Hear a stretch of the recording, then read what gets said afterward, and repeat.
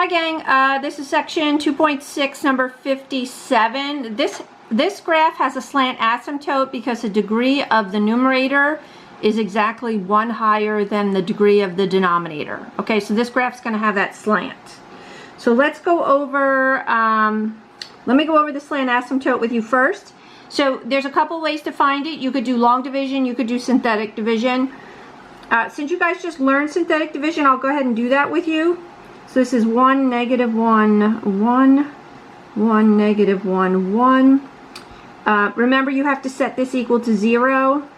So that means that the x is equal to 1. So you're using, well, I'm saying synthetic, and I draw the box the wrong way. The box is upside down for synthetic. Now I didn't leave any space. Okay.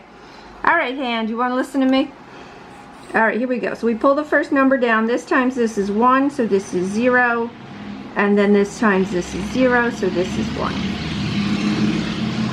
So you're going to get here that y equals to x. That's going to be your slant asymptote. If you had done it the other way, if you wanted to do long division, I could quickly do that for you. That'll just take a second. All right, so you'd have to multiply by x. X times x is x squared. This times this is negative x, but remember you have to opposite the signs when you do synthetics. This becomes negative, this becomes positive. So you get the same answer. So you get x as the quotient, which is the slant asymptote. Remember, the quotient is always the slant asymptote. And then the remainder is 1. We don't count the remainder when we do the slant asymptote. All right, this one's going to be a little bit more work, so I'm going to maybe shift back and forth. Okay, so y equals x is going to cut right through the center, right? Because if x is 0, y is 0. If x is 1, y is 1. If x is 2, y is 2, and so on. Right, so it's going to cut right through the center. All right, so let's go over some of the parts here. The domain of this is x cannot be 1 because you'd be dividing by 0. The vertical asymptote is when the denominator equals to 0. So x is equal to 1, so that's the VA. Let's put that on our graph.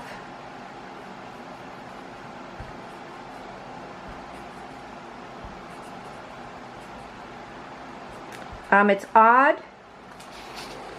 It's odd because that's degree 1. Now, if you notice up here, this doesn't factor. You can very quickly check part of the quadratic formula to see if it's complex, the b squared minus 4ac. But my sense, just looking at that, is that's complex. I'll write it down here for a moment.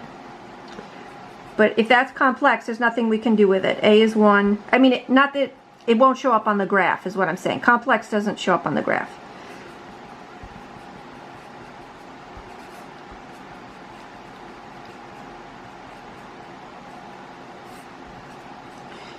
So the quick way to tell if it's complex is you look at this part under here and you see if it's going to come out imaginary.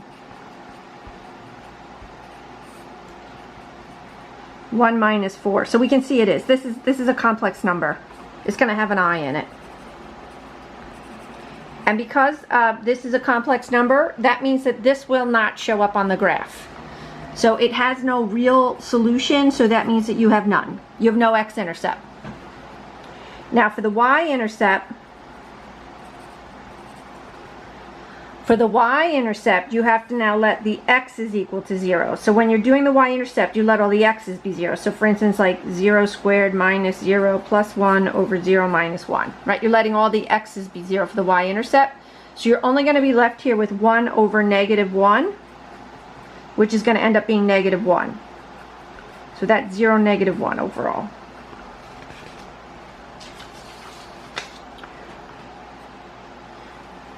So that's your y-intercept. Now, it may seem to you that there's not enough information to draw this, but there actually is.